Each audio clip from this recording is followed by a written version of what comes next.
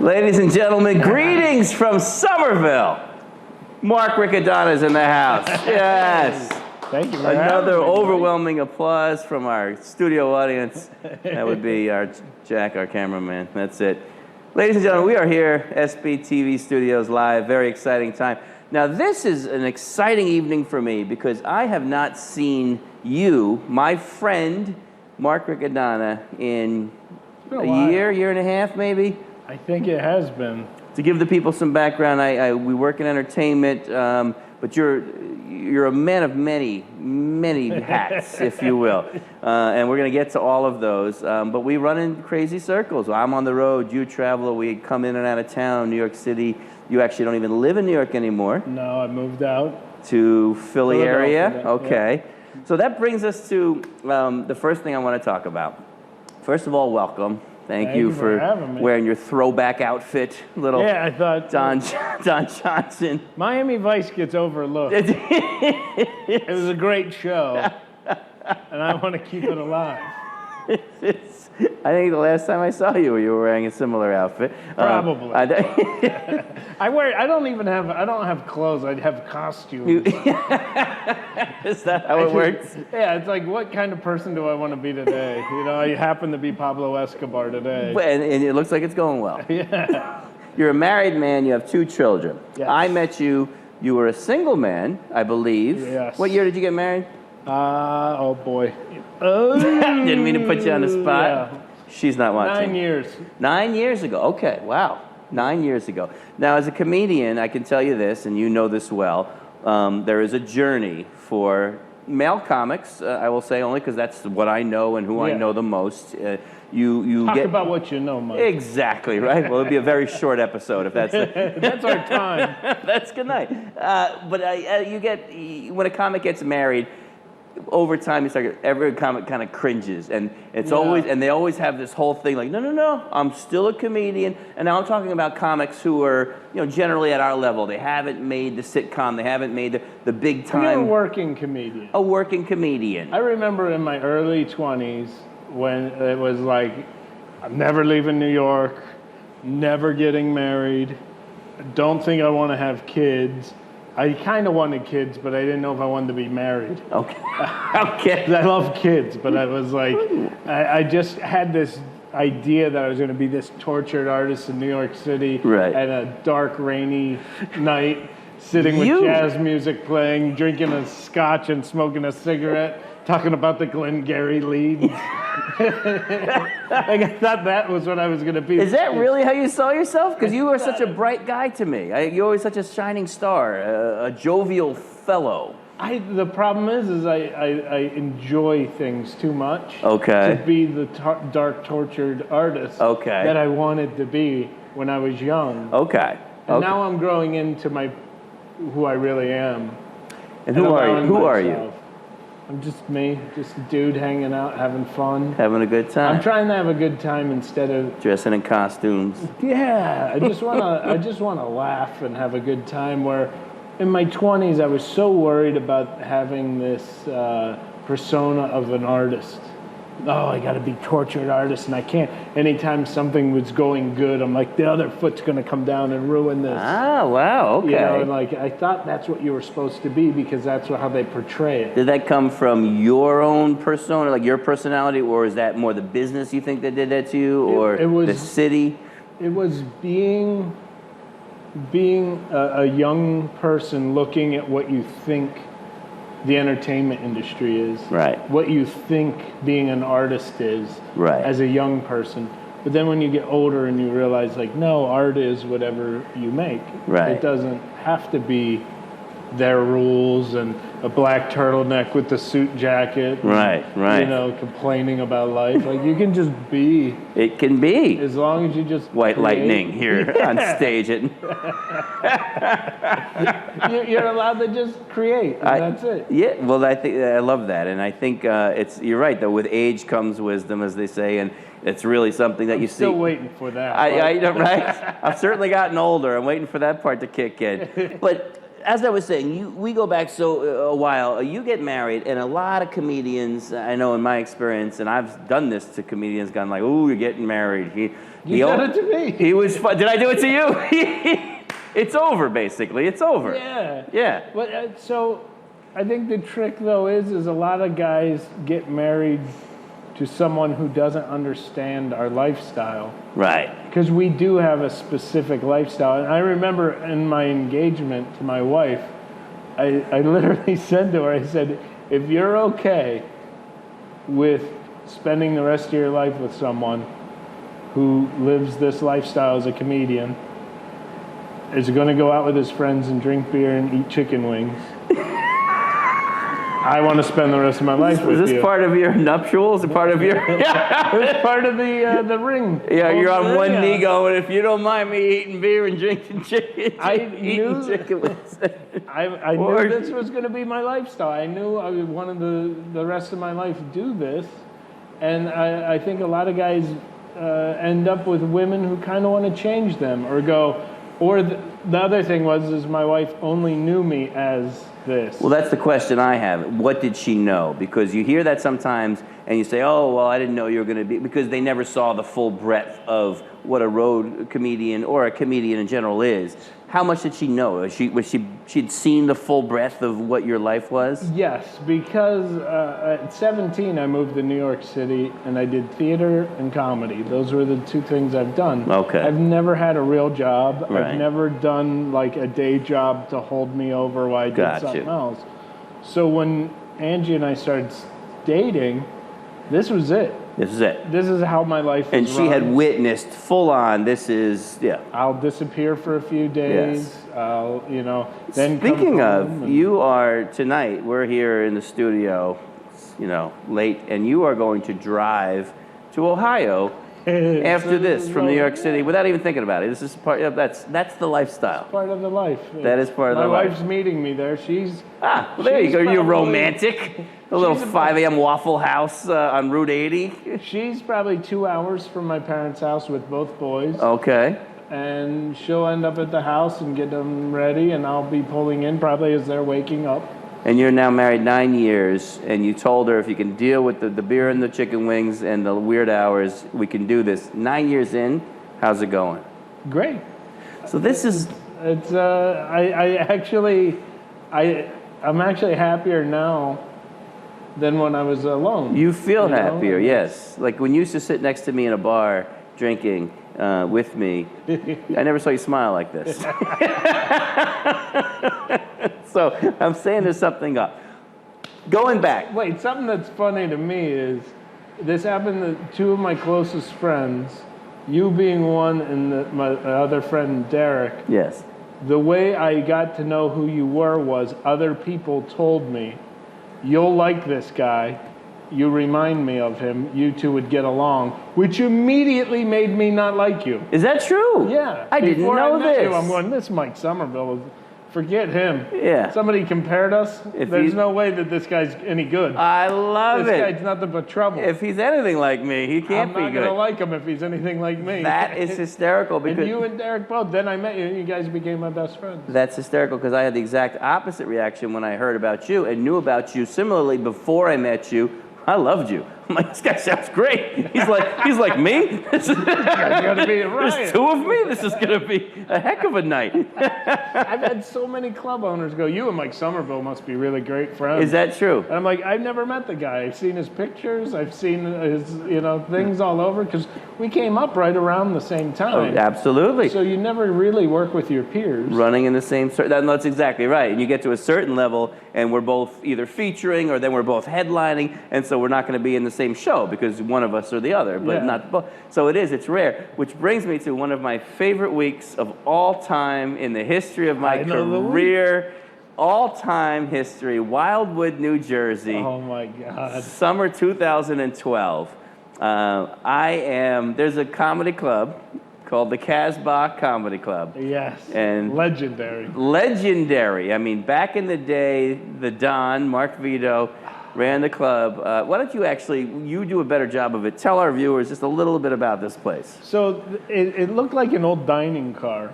Yes, it did. And it's been around forever. And apparently they did a drag show there. Is that right? Back in the way old days. Okay. When Atlantic City was crazy, celebrities would sneak away and go to this place to see these famous drag shows. Okay, right. And that's where it all started. Yeah. And then it slowly became more of a comedy club, but it became more of a standard comedy club with regular stand-up, not the drag shows. Right. And Mark, the owner, his father owned it originally. Okay. And then he was the MC of the drag shows. Is that right? I didn't know this either, actually. I'm glad I had you tell the story. Yeah. Yeah, dude, I'm like such a nerd when it comes to this stuff because I sit in the green room and I go, what's this? What's this? What's Who is this? that? And there are some great photos up there. There are so many great and old antiques hanging up all over. Yes, it feels like a museum slash. Yeah, it's almost like it's still 1985. It's like the drug version of Pee-wee's Playhouse. That's sort of true. So the club continues, and it's still going. Unfortunately, Wildwood, the times have changed. It wasn't as popular as a destination for summer resorts, but they still run the club as a summertime. And Mark and I get booked together. This is 10 days before I'm going to make my debut on The Late Show with David Letterman. I'm going to be on Late Show with David Letterman. I've never been more happy in my life. I find out in like May or June that it's happening. And I instantly and immediately go on a health plan like you've never seen before. I remember. I'm talking about... You had bags of vegetables. Just that's all I was doing. I was eating vegetables. I was on the road eating vegetables and running my set, eating kale, running my set, listening to it. You were looking good. I was doing really well, thank you. And we meet up, and we're sort of like don't cross the kryptonite just between the two. So I remember telling you, like, look, man, I'm on Letterman. I can't go nuts because you and I, and it's normal. We're buddies on the road, summertime at the Jersey Shore. Let's hit some beers, maybe go out after. Let's go there. So I remember, like, the first night, I'm good. I'm like, no, man, going to bed early, listening to my tape, gonna listen to my whole thing and everything. Second night, like, hey, let's get a pop, let's have a thing after one beer, celebratory. Come on, we had a good show. It's good to cut to the end of the week. I mean, you're texting me like 4 p.m. Yeah. The show's at 8. Should we go hit Tuck Tucks? Tuck Tucks. That was it. There was a bar across the street called Tuck Tucks. That had the best Guinness. But you wouldn't even say, would you? You just go, Tuck Tucks, question mark? And I'd just say, what time? And I'd walk in, you were already there. So I remember just being like, this guy is so fun. Even though I'm going to be on national television on my debut comedy performance that's going to live forever on the internet, I got to go hang out with this guy. And I never regretted it in my life. Well, you did an amazing job on Letterman. I think I helped. I like to think you were a part of that. I loosened you up.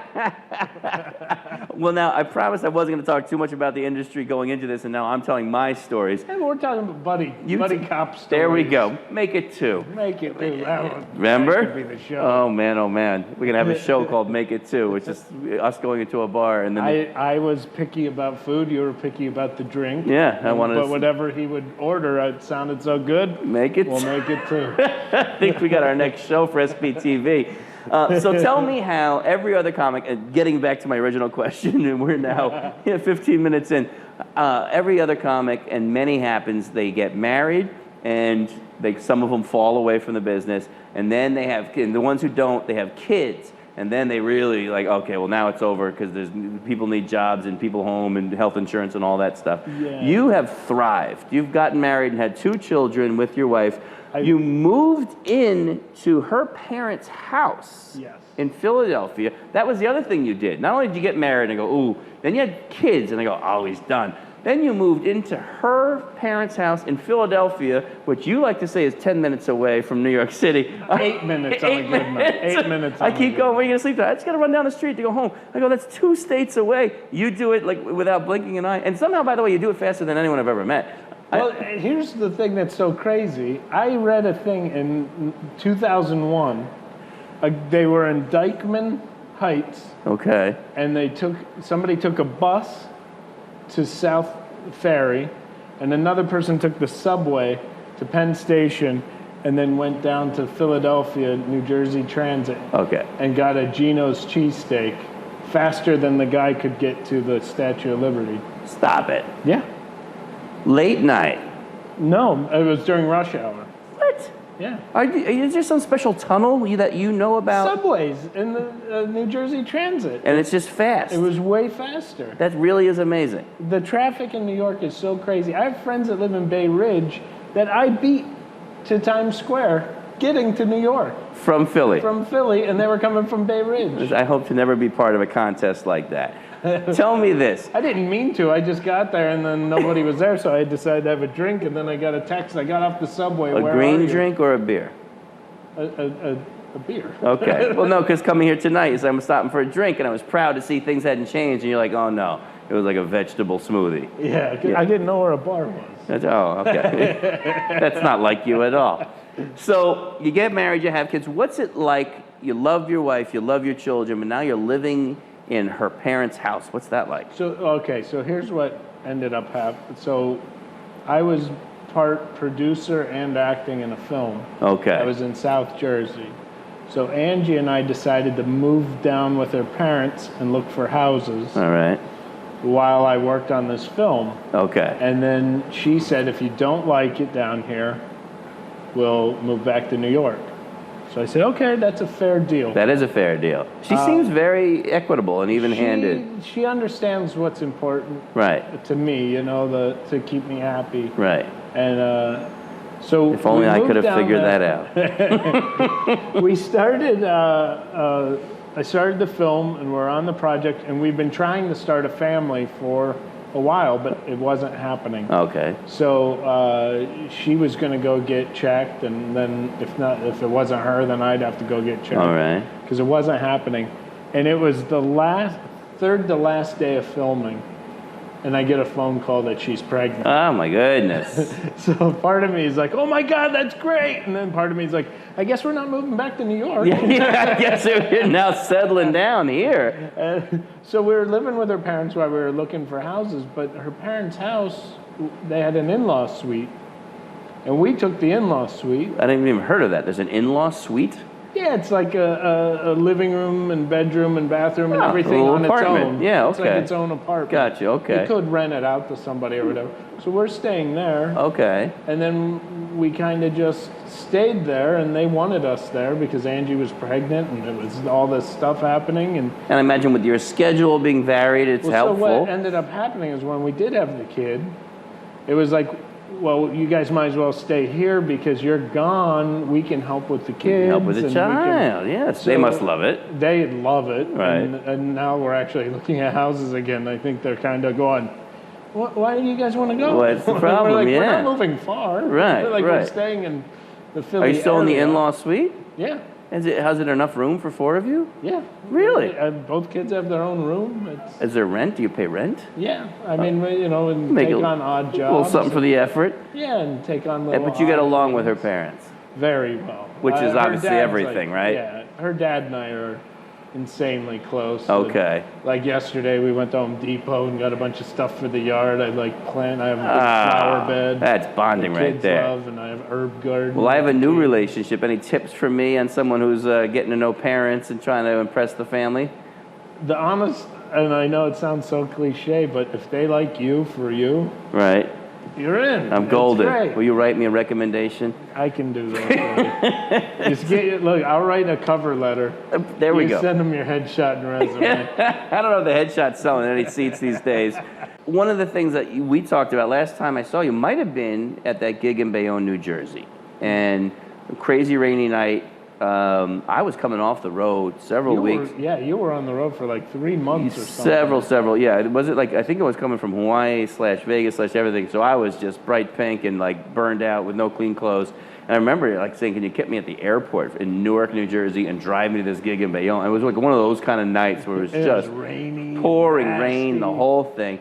But one of the things we talked about that night that I still think about is you talked, as every comic, not every comic, but many do, have had credit card debt. And that is something I can certainly relate to. Over the course of my career in 20 years, I've, up and down, maxing cards because you don't have income, just trying to pay to get to the next month, trying to stay in the business. But you had assembled not only debt, but a family with kids and still had the debt. I was so over my head in debt that I was, we just had our second kid, and I was, the 2 cars, the one car kept breaking down, we're living with her parents, so I'm like trying to fix up things and do things around the house that cost money, and I was so in debt that I started to feel like pressure.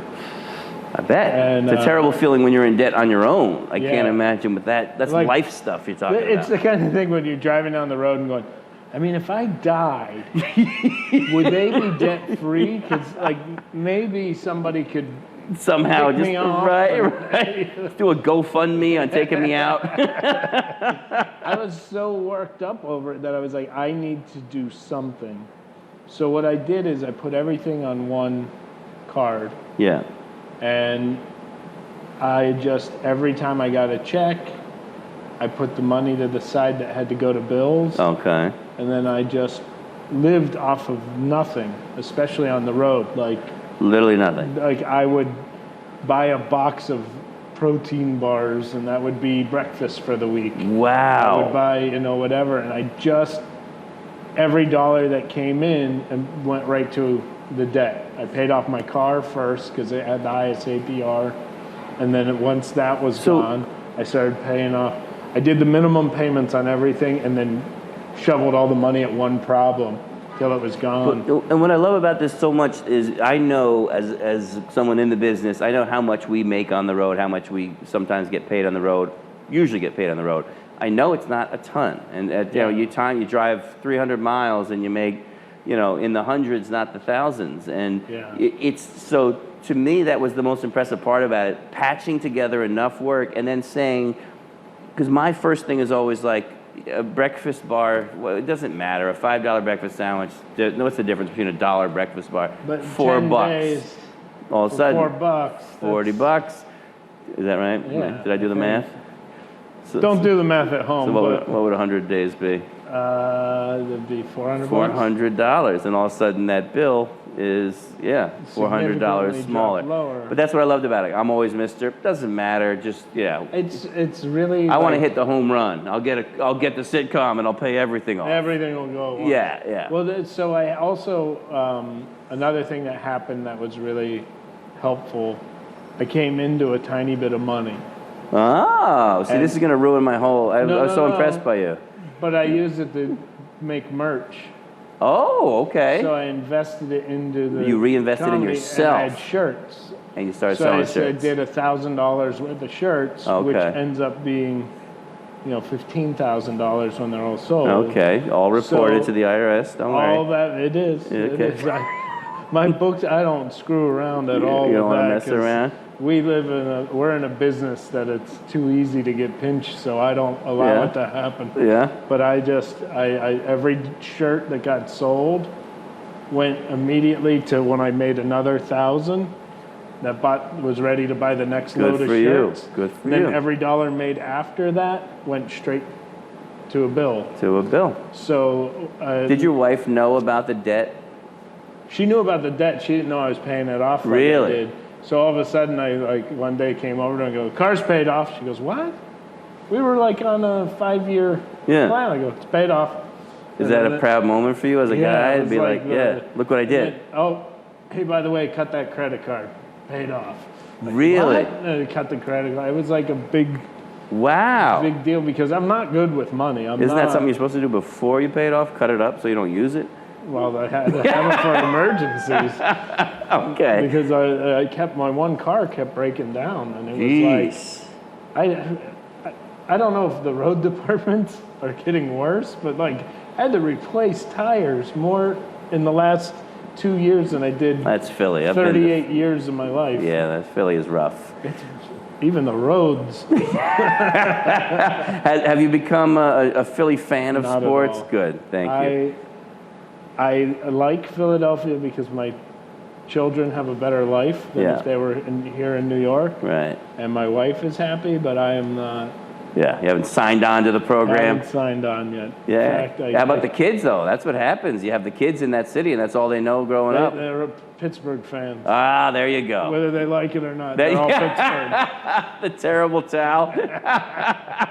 I actually had, I got in a little trouble on Bob and Tom because I said I play the Philly lottery. Yeah. And they go, you mean PA lottery? I go, no, Philly lottery. I put one bullet in the chamber, spin. Good Lord. It's a 1 in 6 chance I can get out. Oh, my goodness gracious. Did they get you in trouble for that? Well, they looked at me like, we're a morning radio show. We are, yes. Well, we are a network-friendly show here, by the way. PG-13 SBTV. It was a squirt gun. It was...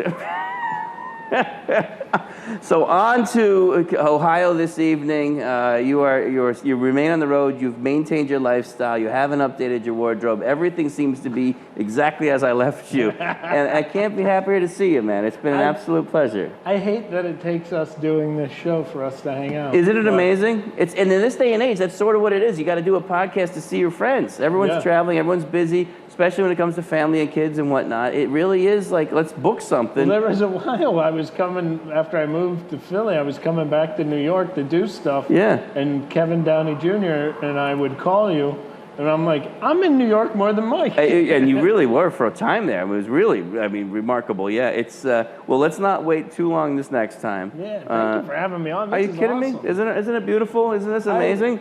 You're living the dream, man.